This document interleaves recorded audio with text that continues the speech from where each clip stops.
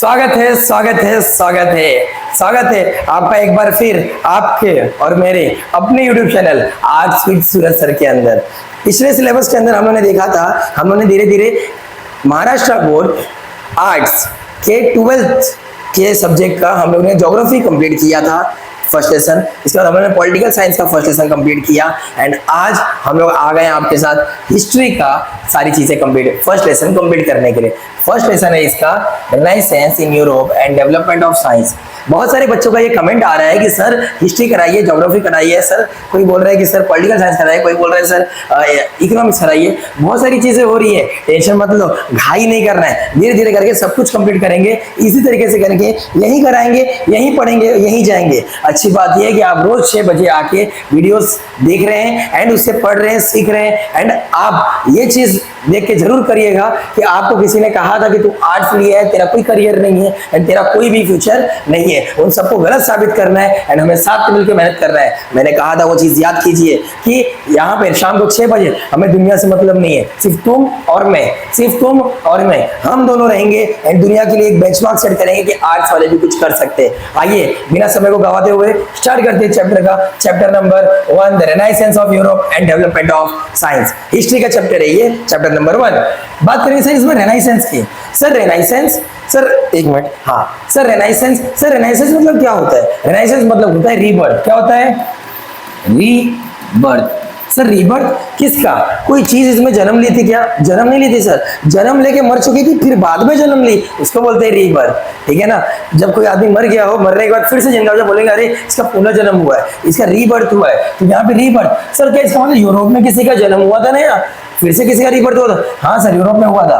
और सर क्या देखने वाले इस लेसन के अंदर? इस लेसन में देखने वाले डेवलपमेंट ऑफ साइंस, किस तरीके से साइंस ने भी डेवलपमेंट किया, किस तरीके से साइंस भी आगे गया, वो सारी चीजें हम लोग देखने वाले। कहाँ पे? यूरोप के अंदर, चैप्टर नंबर 1 के अंदर। इसी चैप्टर को हम लोग आगे बढ़ेंगे, आगे पढ़ेंगे, समझेंगे, आसानी से समझेंगे, कोई भी प्रॉब्लम इसमें लेंगे नहीं। ठीक है, आगे हम लोग देखेंगे इसके अंदर। इसके अंदर पहले हम लोग ये पढ़ने वाले हैं the European crusades and it's far reaching consequences. पहले हम लोग ये देखेंगे कि जो यूरोप के अंदर जो क्रूसेड्स मतलब होता है धर्म युद्ध। क्या होता है? धर्म युद्ध। कोई भी ऐसा युद्ध जो धर्म के लिए लड़ा हो, समझ में आ गया? तो कोई भी ऐसा युद्ध जो धर्म के लिए लड़ाई की गई हो उसे बोलते हैं क्रूसेड्स। ठीक है, एंड उसके क्या परिणाम निकल के आए, क्या कारण थे उसमें, सारी चीजें हम समझेंगे, आसान तरीके से, घाई नहीं करेंगे। आगे हम लोग बढ़ते हैं।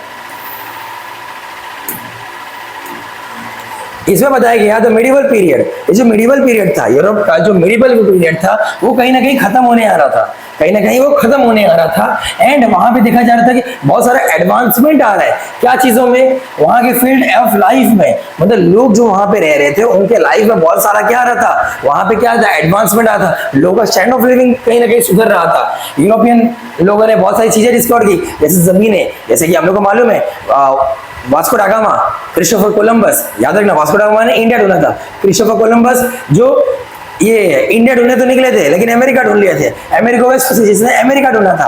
ठीक है ना? बार्सिलोना डाइस, पोर्चुगीज सेलर जो केप ऑफ गुड होप ढूंढे थे। ऐसे बहुत से यूरोपियंस निकले थे जो कहीं ना कहीं जाके नई नई डिस्कवरीज कर रहे थे, नए नए अनजाने लैंड्स ढूंढ रहे थे।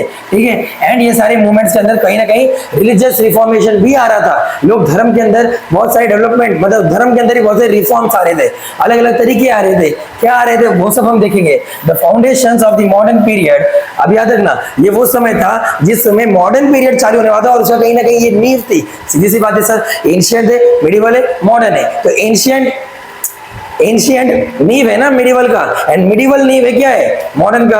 तो कहीं ना कहीं ये एक मॉडर्न पीरियड का क्या था, फाउंडेशन था, where led to this period, hence this period is called as renaissance और रीबर्थ। और इसी समय बहुत सारे डेवलपमेंट हुए थे, बहुत सारे एडवांस चीजें आई थी, बहुत सारी टेक्नोलॉजी आ रही थी, अलग अलग तरीके यूज किए जा रहे थे। वो सारी चीजें को देखते हुए इसे रेनाइसेंस कहा गया। रेनाइसेंस मतलब क्या होता है? रीबर्थ। क्या होता है? रीबर्थ। आगे हम देखेंगे इसी पीरियड के अंदर sir ancient Greek and Roman traditions आए, मतलब जो पुराने ग्रीक और रोमन ट्रेडिशन थे वो इस समय इंट्रोड्यूस हुए, उनके आर्ट, उनके आर्किटेक्चर, उनके फिलोसफी, ये सारी चीजें वहां पे आनी शुरू हुई। हमने देखा कि इसी समय था जिस समय यूरोप के अंदर जो ग्रीक थे, जो उनके जो आर्ट्स थे, आर्किटेक्चर थे, फिलोसफी थे, इनका नया उदय हुआ, ये नई चीजें तरीके से आए, ठीक है। दे वर रिवाइज, हाउएवर, एंड आई से not only about the revival of the ancient tradition. इनका ये कहना था कि रेनेसेंस का मतलब यही नहीं होता है कि पुरानी चीजें जो ओल्ड ट्रेडिशन है उसे लेके आ जाओ और उसे बोल देंगे रेनेसेंस। नहीं, रेनेसेंस का मतलब ये होता है कि नई नई टेक्नोलॉजीज, नई नई एडवांसमेंट तरीके, एंड सिर्फ एक चीज में नहीं, अलग अलग फील्ड के अंदर, अलग अलग फील्ड के अंदर बहुत सारे एडवांसमेंट है, नई नई टेक्नोलॉजीज आनी चाहिए, किसमें डेवलपमेंट होना चाहिए, अदर फील्ड्स के अंदर। और इसी से हमारा न्यू एरा स्टार्ट हुआ, इसी से हमारा क्या स्टार्ट हुआ, न्यू एरा स्टार्ट हुआ। समझ में आ गया? तो हमारा न्यू एरा से क्या हो गया, स्टार्ट हो गया। अब हम लोग देखेंगे European crusades and it's far reaching consequences. मैंने बता दिया यूरोप के अंदर जो धर्म को लेकर युद्ध हुआ वो देखेंगे, एंड उसके क्या परिणाम निकल के आए वो देखेंगे। चीजों को आगे बढ़ने के लिए पहले ये चीज समझा दूंगा आपको कि इसके अंदर धर्म युद्ध हो रहा था। सर धर्म युद्ध हो रहा था कौन सी जगह को लेके, क्या कर रहे थे? यहाँ पे दो ऐसी जगह थी जो बहुत ही ज्यादा पवित्र मानी जाती थी, और सिर्फ एक धर्म को लेके नहीं, तीन धर्म इसे अपना पवित्र जगह मानते थे। सर वो तीन धर्म कौन थे? तो वो तीन धर्म थे, ज्यूइश, क्रिश्चियन और Muslim. Jewish, Christian. Sir Jewish कौन होते? यहूदी लोग। सर यहूदी कौन होते? इजरायली लोग। अब समझ में आ गया, इजरायली लोग ही यहूदी और ज्यूइश है, ठीक है। क्रिश्चियन मतलब जो हमारे यहाँ ब्रिटिश लोग थे, ये सब यूरोपियंस थे, वो मेजॉरिटी ऑफ क्रिश्चियंस हैं एंड मुस्लिम्स। ये तीनों लोग दो जगह को अपना पवित्र स्थल मानते थे, एक जेरूसलम को और एक बैतलहम को। किसको? बैतलहम को। किसको? बैतलहम। जेरूसलम, बैतलहम, जेरूसलम, बैतलहम, जेरूसलम, बैतलहम। तीन लोग कौन मानते थे? ज्यूइश, क्रिश्चियन, मुस्लिम।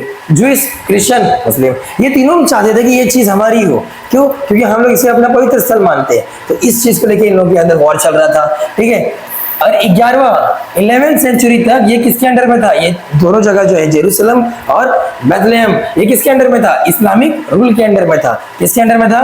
इस्लामिक रूल के अंडर था। और इसके लेने के लिए बहुत सारे वॉर्स लड़े गए, बहुत सारे वॉर क्रिश्चियन लोगों ने लड़े 11वीं सेंचुरी के अंदर, and hold this city. This war is known as crusade. इसी वॉर को हम लोग क्या बोलते हैं? क्रूसेड। धर्म का युद्ध बोला जाता है इसे।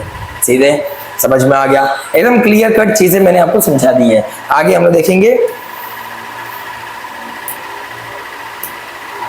Supporting the crusades. क्या बोलेंगे इसे? Supporting the crusades. सपोर्टिंग मतलब ऐसे वो कौन लोग थे, कौन थे जो इस क्रूसेड, इस धर्म के युद्ध को सपोर्ट कर रहे थे? तो उसके अंदर हम लोग देखेंगे द कॉमन पीपल। पहली बात, अगर देखो आज अगर कोई, हम हिंदू हैं, ठीक है, आज अगर कोई हमारे अयोध्या के ऊपर उंगली उठा दे कि यहाँ पे पहले मुस्लिम लोग थे, यहाँ पे बाबर, हुमायूं, ये लोग आके रहा करते थे, तो हम इनको यहाँ पे कुछ अलग बनाएंगे, क्या हम ऐसा बैठ के देखते रह जाएंगे? नहीं देखेंगे। आज हमारे कोई भी धर्म स्थल को अगर कोई बोल देगा कि ये हमारा था पहले, क्या हम देखते रह जाएंगे? नहीं। अगर अपने धर्म के अस्तित्व की बात चलेगी तो यहाँ पे कोई भी रुकने वाला नहीं है। तो इनको सपोर्ट कौन करेगा? नॉर्मल लोग, नॉर्मल पीपल, कॉमन मैन। तो इसको भी सपोर्ट करने के लिए कौन आगे आए थे? कॉमन पीपल्स, ठीक है।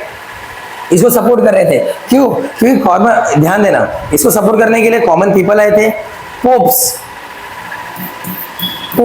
सर, ये पोप्स कौन है? सर पूरे यूरोप के अंदर जितने भी चर्चेस थी, उन चर्च में जो भी फादर्स हुआ करते थे, उन सारे फादर्स का एक हेड होता है, उसका नाम है पोप्स। उनको बोलते हैं हम लोग पोप्स। तो पोप्स उनके क्या हुआ करते थे? हेड हुआ करते थे। एंड पोप्स के साथ ही साथ यूरोपियन रूलर्स भी थे।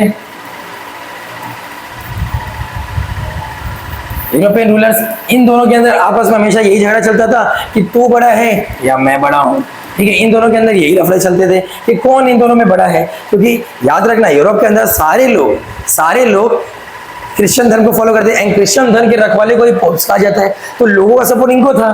कहीं ना कहीं यूरोपियन रूलर्स राजा तो कहलाते थे, लेकिन लोग इनको ज्यादा वैल्यू देते थे। तो इनका वैल्यू वहां पे ज्यादा था, इनका वैल्यू वहां पे कम था। तो इन दोनों में आपस में लड़ाई ऐसी ही चलती थी, कौन बड़ा कौन छोटा, कौन बड़ा कौन छोटा, कौन बड़ा कौन छोटा। समझ में आ गया? इसी तरीके से आज ऐसे ही, जैसे अगर हमारे यहाँ पे देखेंगे तो जो सांसद एमपी होते हैं और जो कलेक्टर होते हैं, दोनों में लड़ाई चलती है, कौन बड़ा कौन छोटा, कौन बड़ा कौन छोटा। ऐसे इन दोनों में लड़ाई चली थी, कौन बड़ा कौन छोटा। देवरान जेठान में जैसे झगड़ा होता है, वैसे इनके में भी झगड़ा हो रहा था। समझ में आ गया? आगे हम लोग देखेंगे, ठीक है। तो ये क्रूसेड के अंदर सब लोग हाईएस्ट अथॉरिटी ऑफ दी, इन सब चीजों के अंदर हो रहा था। प्लस अब देखो यहाँ पे कैथोलिक चर्च अनाउंस कर दिया, जो कैथोलिक चर्च था इसने अनाउंस कर दिया कि जो भी इस युद्ध के, धर्म के युद्ध के अंदर पार्टिसिपेट करेगा, जो भी क्रिश्चियन पार्टिसिपेट करेगा, उसे सीधा रास्ता कहाँ का मिलेगा? स्वर्ग का मिलेगा, उसे सीधा स्वर्ग का। और हम उन्हें कभी भूलेंगे नहीं, ठीक है, उन्हें कभी ये भूलेंगे नहीं, उन्हें याद किया जाएगा और उन्हें हमेशा क्या मिलेगा? इस रास्ते पे क्या मिलेगा? हेवन मिलेगा। धर्म का रास्ता दिखा के इन्हें, हेवन का लालच दिखा के इन्हें इन सब चीजों में उतारा जाता था, ठीक है। जबकि असल में देखा जाए तो पोप्स लोग भी अपने पावर के लिए सिर्फ वहां काम कर रहे थे, ठीक है। इन्हें कोई जेरूसलम और बेथलेहम को लेना इतना कुछ खास इनका उद्देश्य नहीं था, ठीक है। यूरोपियन रूलर्स का भी मेन ये इंटेंशन था कि चीजें हमारे हाथ में आए, हमारा पावर बढ़े, ठीक है। अब देखो इस क्वेश्चन के अंदर spontaneous participation of common people, इसमें लोग पार्टिसिपेट किए। जो यूरोपियन किंग्स थे उनका भी इसके अंदर कुछ खास योगदान नहीं, उनका तो मेन इंटेंशन ये था कि हमें पावर मिल जाए हाथ में। और कुछ उसमें बिजनेसमैन भी जो थे वो लोग इसलिए इस क्रूसेड, इस धर्म युद्ध के अंदर आए थे कि उनको लग रहा था कि हम लोग अच्छा खासा इससे प्रॉफिट जनरेट कर पाएंगे, जगह हमारे हाथ में आ जाएगा तो हम लोग वहां से बहुत सारी जगह पार्टिसिपेट कर पाएंगे एंड वहां से बहुत सारा प्रॉफिट निकाल पाएंगे। ये चीजें इस तरीके से काम कर रही थी। अब वॉर बिगिन होता है, ठीक है। रोमन एम्पायर मतलब जो क्रिश्चियन होते हैं, trying to bring region Syria and Asia Minor. अब जो रोमन एम्पायर थे, जो रूलर्स थे, वो लोग चाहते थे कि एशिया के कुछ इलाके और सीरिया के कुछ इलाके हमारे अंडर में आ जाए। और वहां के जो रिच मर्चेंट थे, बिजनेसमैन थे, वो चाहते थे कि वेनिस और जेनोवा जो सिटी है किसकी? इटली की, वो हमारे अंडर में आ जाएगी तो हमें बहुत सारा बेनिफिट होगा, ठीक है। सेंट्रल एशिया एक ऐसा मार्केट था कि जिनको लग रहा था कि यहाँ पे हमारा बहुत सारा प्रॉफिट हो सकता है। सेंट्रल एशिया के अंदर, सेंट्रल एशियन कंट्री अगर तुमसे कोई पूछेगा तो मैं सीधा बोलना है तजाकिस्तान, तुर्कमेनिस्तान, उज्बेकिस्तान, कजाकिस्तान और किर्गिस्तान। डर गए क्या? अरे 5 सेंट्रल एशियन कंट्री हमारे पास, नाम है तजाकिस्तान, तुर्कमेनिस्तान, उज्बेकिस्तान, कजाकिस्तान और किर्गिस्तान। कितने लोगों को ये नाम याद है? और मैंने कौन से सब्जेक्ट के अंदर पढ़ाया था और कहाँ पे किसका क्या हुआ था, कौन सा ईयर था, ये मैंने अभी पढ़ाया था। इससे पहले वाले लेक्चर के अंदर किसको याद है वो कमेंट सेक्शन के अंदर मुझे बताइए। मुझे मालूम पड़ा है कि आप अच्छे से पढ़ रहे हैं, ठीक है। इसके अंदर आगे देखेंगे हम लोग। तो सेंट्रल एशियन कंट्रीज थी एंड जो रूलर्स थे, ट्रेडर्स थे, ये लोग इसीलिए सपोर्ट कर रहे थे क्योंकि इसमें इनका अपना खुद का ओन इंटरेस्ट था। सपोर्ट इसीलिए हो रहा था क्योंकि इनका अपना क्या था? ओन। सर कौन सपोर्ट कर रहे थे? जो यूरोपियन रूलर्स थे और जो रिच ट्रेडर्स थे, इसीलिए लोग सपोर्ट कर रहे थे कि इनका इसमें खुद का अपना क्या है?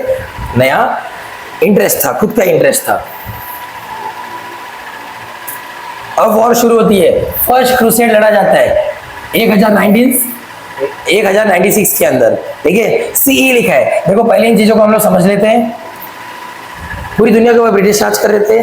ब्रिटिश लोग किसको मानते हैं? क्रिश्चियन को। क्रिश्चियन में सबसे बड़े भगवान कौन है उनके? Jesus Christ. क्या बोलते हैं इनको? Jesus Christ. इनके बर्थ को बेस माना गया और बोला गया कि दुनिया यहीं से स्टार्ट होगी, ठीक है। तो इनको बेस मान लिया गया। इससे पहले जिनका बात आती है तो इंग्लिश में लिखा जाता है बीसी, बिफोर क्राइस्ट। क्राइस्ट का जन्म उससे पहले, बिफोर क्राइस्ट। समझ में आ गया? तो बिफोर क्राइस्ट, तो यहाँ पे कुछ भी लिखा जाएगा तो उसे बोला जाएगा बिफोर क्राइस्ट। 1000 साल अगर आ रहा है यहाँ पे तो उसको बोला जाएगा बीसी, ठीक है। कहीं कहीं बिफोर क्राइस्ट लिखा जाता है, कहीं कहीं बीसीई भी लिखा जाता है, ठीक है, बिफोर क्राइस्ट, ठीक है। और यहाँ पे इसके आगे लिखा जाता है तो सी कॉमन एरा और उसे एडी भी लिखा जाता है। तो सी और एडी अगर लिखा जाए तो गलत नहीं होगा। आई होप आप ये चीजों को समझे होंगे। आगे हम लोग देखते हैं।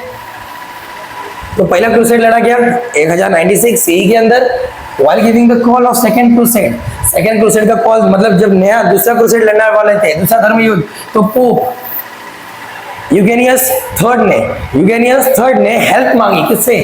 फ्रेंच के किंग लुइस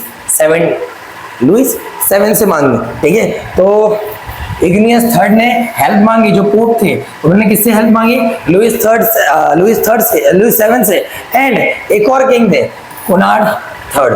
कौन? Konrad third. तो ये कहाँ के थे? जर्मन के थे, ठीक है। तो जो यूरोपियन के जो कैथोलिक चर्च के जो पोप थे यूगेनियस थर्ड ने, इन्होंने फ्रेंच के किंग लुइस 7 से हेल्प मांगी और जर्मन के क्रूसेड कोनराड थर्ड से इन्होंने हेल्प मांगी। क्लियर है? And ultimately the crusades were defeated by the Turks. और इसके अंदर टर्क जीत जाते हैं एंड ये लोग हार जाते हैं। समझ में आ गया? इसके बाद इजिप्ट के जो सुल्तान थे, इसके बाद इजिप्ट के जो सुल्तान थे जिसका नाम था सलादीन, ठीक है, 1187 के अंदर ये उन लोगों से छीन के, टर्की से छीन के ये अपने पास ले लेते हैं, अपने कॉन्कर कर लेते हैं, ठीक है। कौन से इलाके को? जेरूसलम को। किसको? जेरूसलम को अपने अंडर में ले लेते हैं। एंड इसके बाद बहुत सारी युद्ध लड़ी जाती है और भी बहुत सारे धर्म युद्ध होते हैं, क्रूसेड होते हैं, लेकिन लास्ट में किसके पास पहुंचता है? इस्लामिक रूलर्स के पास पहुंच जाता है। ये समझ में आ गया? तो पहला युद्ध लड़ा गया था 1096 CE के अंदर, ठीक है। एंड इसके अंदर फिर सेकंड लड़ा गया, जब सेकंड लड़ने गए तो उसके अंदर जो पोप थे यूगेनियस थर्ड ने फ्रेंच के जो किंग थे जिनका नाम था लुइस 7 एंड जर्मन के जो किंग थे जिनका नाम था कोनार्ड थर्ड, इनसे हेल्प मांगा, लेकिन फिर भी हेल्प मांगने के बावजूद ये हार गए वो वॉर। और ये चीज किसके अंडर में आ गए? टर्की के अंडर। टर्की पहले ओटोमन एम्पायर कहलाता था, तो टर्की के अंडर आ गई। उसके कुछ समय बाद, ठीक है, जो सुल्तान थे कहाँ के? इजिप्ट के, नाम था सलादीन ने वो चीजों को अपने अंडर में ले लिया। एंड इसके बाद और भी जो जेरूसलम था उसे अपने अंडर में ले लिया। एंड बहुत समय बाद और भी ऐसे क्रूसेड लड़े गए। एंड लड़ने के बाद लास्ट में किसके पास पहुंचा? इस्लामिक रूलर्स के पास पहुंचा। आई होप आपको चीजें समझ में आ रही है, बहुत इजी वे में इसको समझाया गया। अब देखें causes and failures of crusades. अब क्या हो गया था, किस तरीके से कि इस्लामिक लोग इसे छीन लिए एंड यूरोपियन लोग इसे छीन नहीं पाए, रोमन एम्पायर इसे छीन नहीं पाया, इसे ले नहीं पाया। क्या वो प्रॉब्लम थे? सर पहले मैंने आपको बता दिया था, जो पोप्स थे ये अपने फायदे के लिए लड़ रहे थे, जो यूरोपियन रूलर्स थे ये सोच रहे थे कि ये जो जगह है ये हमारे बेनिफिट के लिए, हमारे खुद के स्वार्थ के लिए, अपने इंटरेस्ट के लिए लड़ रहे थे, इसलिए वो इस लड़ाई में साथ दिए थे। जो बिजनेसमैन थे, ट्रेडर्स लोग थे, ये इसलिए लड़ रहे थे कि इनको लग रहा था कि इससे हमें बहुत प्रॉफिट होगा, इसलिए लड़ रहे थे। लोगों का अपना अलग अलग इंटरेस्ट था, लोगों का अपना अपना आइडियोलॉजी था, अपना अपना मकसद था, इसलिए लोग एक होके नहीं लड़ पाए। कहीं ना कहीं लोगों को ये मालूम पड़ गया, जो वहां के लोग थे उनको मालूम पड़ गया कि ये जो पोप लोग हैं इस सब के सब हरामी हैं, जो रूलर्स है ये भी सब के सब हरामी हैं, जो ट्रेडर्स है ये लोग अपने इंटरेस्ट में देख रहे हैं, इसीलिए कहीं ना कहीं हम लोग ये वॉर हार गए। एंड यही वो निकल गया कि कारण था कि किस तरीके से क्रूसेड फेलियर साबित हुआ। क्लियर है? तो पोप्स लोग का अपना इंटरेस्ट, रूलर्स का अपना इंटरेस्ट, ठीक है, ये सारी चीजें देखी गई कि सब अपने अपने इंटरेस्ट पे काम कर रहे थे।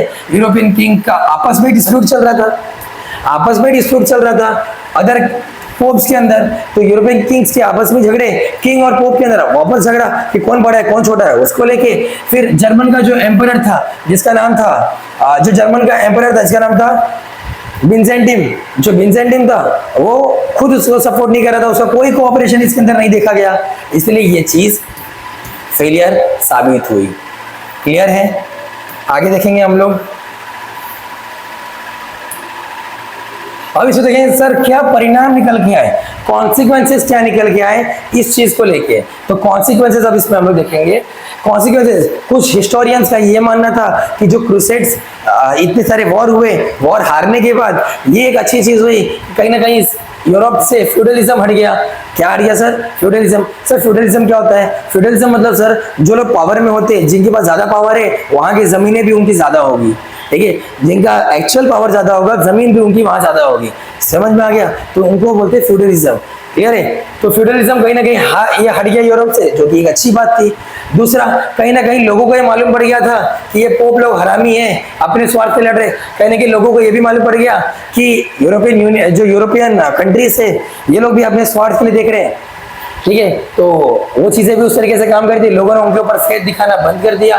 फिर इसके बाद उनको ये लगने लग गया कि सेंट्रल एशियन कंट्री जो है वो एक अच्छी जगह है, इटली और जर्मनी, ठीक है, इनको ट्रेडर्स के रूप में देखा गया, बेनिफिट के रूप में लोगों ने देखा। बोला हमें अब किसी से मतलब नहीं है, हम अपने टेक्नोलॉजी और अपने ट्रेड्स के हिसाब से चलेंगे एंड अपने आप का ग्रोथ करेंगे, हमें पोप्स और यूरोपियन रूलर से कोई भी मतलब नहीं है, ठीक है।